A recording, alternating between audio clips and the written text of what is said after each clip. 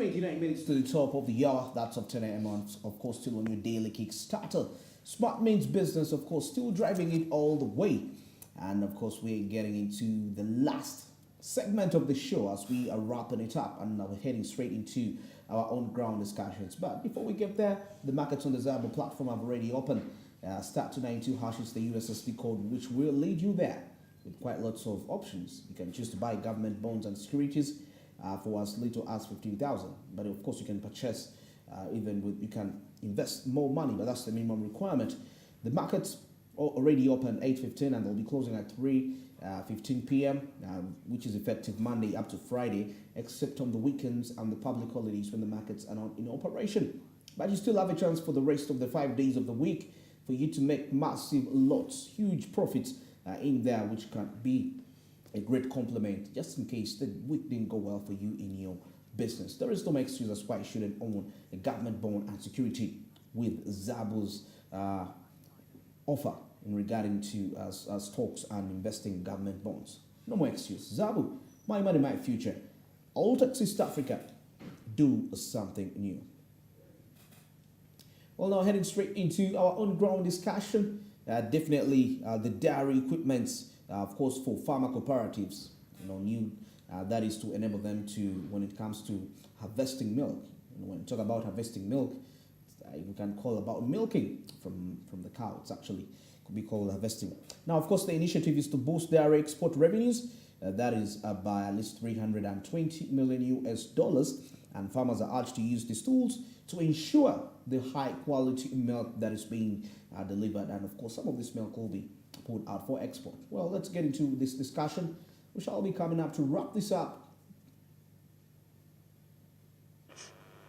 And this goes with the clean milk handling, clean milk production, as well as utilization of the products on the market. In so doing, we are responding to the increase in the production of milk, currently standing at 3.2 billion liters of production, and looking at the improvement of breeds that the government has put in through various institutions. We also see a trend where hand milking becomes a challenge to have the quality milk produced. So we embarked on promotion of using appropriate technology, and these are the milking machines that are handy. Now, the milking machines help one in ensuring that there is full milking for cows which are improved can milk between 20 liters, and hand milking on 20 liters might not be effective in terms of having milk or being milked, and this causes post-harvest loss on the farm even during milking process.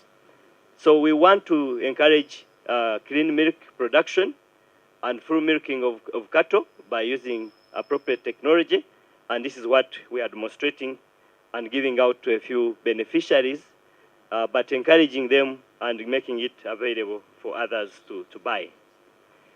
We also demonstrate the appropriate feeding because we are looking at high volumes during the wet seasons and very low volumes during the dry seasons. And if we do not conserve pasture, then we cannot be able to have uniform production or across the year. And this affects, of course, the markets that we are penetrating, and also the stability on the farm gate price. So the chaff cutters are to help in feeding for intensive feeding programs, that is zero grazing, but also even semi-intensive farming. This can be the appropriate technology. We also demonstrate, of course, the use of aluminum or food grade cans and milking buckets because this is easy to clean, but also it's a required standard for the milk to be handled. So I want to thank the government for putting in resources to bring out such interventions, but also having these items. We know there are many stakeholders who would wish to have them, but these are purposely for demonstration sake, but we are also working on arrangements to make it affordable and available to the farmers who would wish to buy it on the market. I would also want to thank the dairy farmers for making sure that there's enough milk all around the year. We really recognize your efforts amidst all the challenges in terms of the prices drops and also what is required to do on the farm. Because now the export, Honorable Minister, we are at $102.6 million. That is on the export receipt. But when you look at what the sector contributes, it's in excess of 3.8 trillion shillings, looking at the farm gate price and the 3.2 billion liters that we are producing. I would also want to thank the processors for adding value for local consumption, but also export, because we are going to many destinations. And we also want to take this opportunity also to thank the development partners whom we have worked together to improve the dairy sector. Supporting technology uptake, because this is technology uptake, isn't it? They are simply saying, let's transition from our manual ways to this. Maybe what now DDA you need to do is to expand the campaign. You don't have much money, like Honorable Brett said, but you can amplify the messaging. What is the importance of this? Automating systems at the farm gives confidence to people who buy our product, isn't it? Yes, we were in Algeria, and actually the team is coming. We were with him, Samson. These are the issues they ask for. How do you harvest the milk? They don't call it milking, they call it harvesting the milk from the cow. So you should be, I hope you all understand English mainly, I guess. You need to really champion. And that's why I really want to thank you, Minister Bright. You clap for him. This man, long time ago, before I even thought of coming to, he was really fighting for a clean value chain of milk, fighting people with jerry cans. So let's continue that campaign. We still have people who put really foreign substances in milk. We still have people who milk cows that have been vaccinated or treated that day. These things you need to talk and talk stronger about it. That milk, you've injected a cow, it's buttercare. Exactly. You've injected it buttercare, you've injected it whatever it is, those medicines of yours, and then in the evening you don't want to lose the liters of milk. You milk it 20 liters, contaminate. When they go to measure your milk, it is full of those issues. Who would be the vanguards of having these practices? It is you and Didi and us. Some make those mistakes knowingly because they want to have their milk volumes not reducing, but others do it out of ignorance. So people are asking, why are cancer cases on the rise? Maybe it's because of some of the mistakes. So when Didi is coming in to give you this equipment, it is all intended to improve the quality of the milk that you sell, and which milk gives many other products to the world.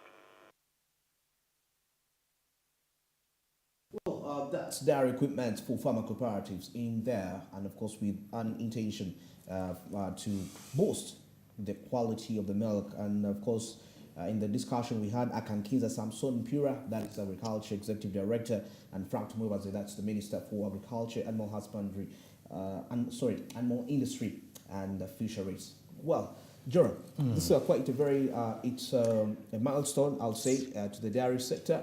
And I love the fact that now this one, we always say, when you travel abroad, you get ideas. I mean, sometimes if you don't want to benchmark, you'll be forced to benchmark by when the Algerian counterparts tell them, how do you harvest your milk?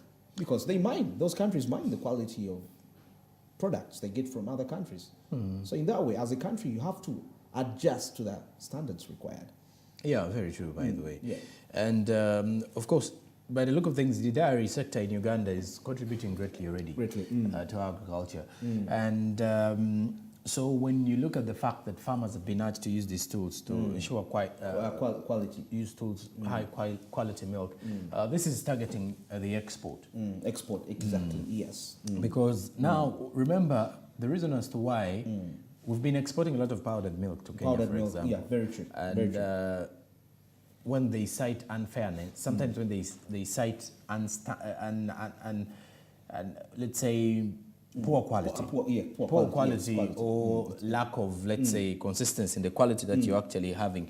But in most cases, you get to realize as well is that not only that, but there's a lot of market, or there's a lot of powdered milk on market in Africa. There are lots of countries that are producing. Even Kenya itself is producing powdered milk. Powdered milk. But the reason as to why farmers have been urged to use such tools is high quality is you are competing now for the international markets. You're not only competing for Uganda's Uganda, market. yes. Because here, even in Uganda, you get to realize we have lots of powdered milk. You look at Lato, you look at Nido. Nido has been there for quite some time, by the way, since back in the time. And it was the most, if I'm not mistaken, it does still look like the most preferred, by most of the people. So when you look at most of those powdered milk products that are on the market, there are quite many. There are those that actually come from the Arabian countries, those that come from North Africa. There are those that have names that are not really known. I mean, but when you go on the shelf in supermarkets, you will find over 5 or 7 brands of milk powder. So not only that as well, even look at the milk, for example, the fresh milk here in the country. There are over like 6 brands of milk. Very just true. that maybe Jess and Fresh Dairy still look like to be the outstanding. Just because of the longevity and the time frame they've been here for. But besides that, quality is something that we need to re-emphasize because if you want to target and hit the international market, the quality has to be up to that standard. Up to that standard. Very true. Because you want to add more, more customers, more clients, or people to actually. Because at times when governments sign these deals, there is unexpected. From the party, from the other party. Yeah. So when you look at this, for example, when President Museveni was in Algeria, obviously there are tons of milk that is supposed to be exported annually. So that means you have to meet that standard. You've been given that market. So if you've been given that market, that means you have to meet the standard. The standard, yes. Or you have to meet the quantity. The quantity that is needed. Yes. So again, what undermines our quantities at times is the quality, because the standard bureaus of all those countries also want to look at the qualities of what is going to be consumed by their people. Because you wouldn't wish to poison. Food poisoning is a very deadly thing. You don't want to poison someone with a product that is something of low standard. So those are things that I think the farmers want to be encouraged. I think our farmers are still in this kind of era where we're only taking milk on you pack milk, for example, and you put it in a jar, and you overrun the entire village. You have one, maybe you have a bicycle guy. Majority, we get these cans. With a can or a jar, and then you go out selling a cup at, let's say, 1,000 Ugandan shillings and everything. You have your tampeko. This has been the entire... And they still do it. It's still done. More so in the rural settings. Even in suburbs. In the suburbs, by the way. Especially those who have at least a cow or two at their homes and they're milking. So, because it's someone clearly sees it as you're just getting pure milk from the cow.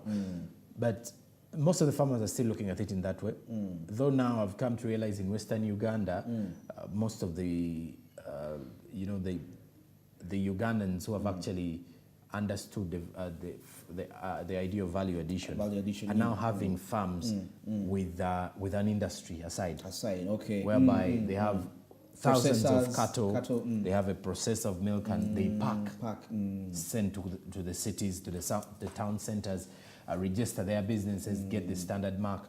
because now they've realized the issue to do is value addition, that the cow cannot only be used for, let's say, a dowry, or you're sending it to the butcher and everything, but it can give you milk. Not only milk for the village, but it can give you milk that can earn you more money. So the cow itself is a huge investment, asset, a big asset, I think. And people who actually invest in, for example, cattle rearing, are making some good returns on that. If you have your time well spent, I think it is something that can earn you great money. Trust me.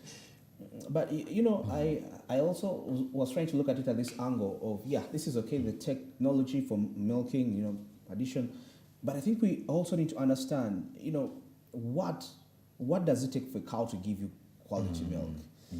Which kind of what kind of treatment, what kind of inputs do you need to make the cow give you the quality? And we have an advantage in Uganda. Our milk is not it's not that, you know, as compared to those other countries where cows are injected. It's natural milk, but also it depends on the cow, on the breed. The breed. Because Ankole breeds are quite different when it comes to the kind of milk they produce. And the ones, I think it's because of the weather, or I should say, weather or the available pastures, and the kind of feeding that the people in there, the pastoralists, give to them.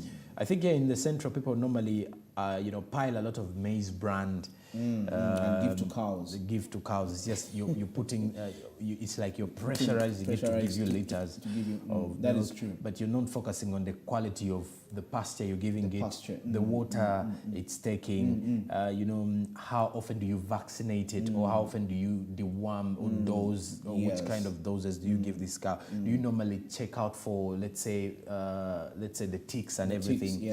Do you make sure that you improvise all those measures, because this is an asset that is productive. It's not an asset like a car or something. Okay, anyways, a car is productive, but remember, a car loses value with time. As long as but this one gains after value. So a car is like a building; it can easily lose value once it starts being used. It's losing value. And a cow, on the other hand, or an animal, not to say maybe those who are actually doing piggery or let's say those goats. who actually goats and everything, the more you feed, the more it looks healthier, the more money someone has to pay. The more kilograms, by the way, because at when you go to the abattoirs, the things they look at for are the kilograms. They have to weigh how many kilograms is your how many kilograms is your cow, for example, because with that is how they are going to consider selling off to the different butchers and everything. So these are things we need to look at, especially the people in the central, by the way, because I've come to realize people here normally graze their cows anyhow. It's more used as a pride or a kind of a prestige, for prestige and everything. But remember, it is something that can earn you money. So you need to at least make sure that where you're keeping these cows and how you're grazing and everything has to be something that is very nutritious and adding to these cows of yours. And actually, to sum it up, I'll from what you've been discussing, I picked the aspect of mindset change. I mean, to how we view these aspects. If somebody can know that I have my cow, it's not just meant to provide milk to that mindset of that, it can actually provide even to the people outside of your village, and that is fetching you more revenue. Well, according to reporting here, we see that that was in March. It says that dairy exports fetched more than 382 billion for the economy, compared to the short earnings from the same sector in the financial year 2020-2021, despite the drought in some milk shades that is in the country. And definitely this is this new initiative, we anticipate that it will be quite very impactful towards the figures, the revenues it will be fetching the country, and of course and other stakeholders that will be benefiting from that. Well, 9 minutes to the top of the hour, and we've come to the end of SMB this morning. That's on the 19th of April 2023, and of course very grateful from where we started from, all the way from the recap till this very moment, as you keep watching. Of course, it's always your daily Kickstarter for any business person right there. You're going to invest somewhere, Yeah, you need this information. It's very vital for the decisions that you're going to make throughout the day. Channel 394 on Go TV and channel 372 that is on DSTV, and of course you can also catch us on free to air and on our social media handles at Smart24 TV. That's on Twitter, Smart24 TV official. That's on Facebook, and Smart24 TV Live. That's on YouTube. In this case, you will be able to get us at whatever part of the country that you will be at as we deliver to you this information. Well, coming up is financial markets, and of course from the entire SMB team, we'd love to wish you a very good morning. Until tomorrow, take care.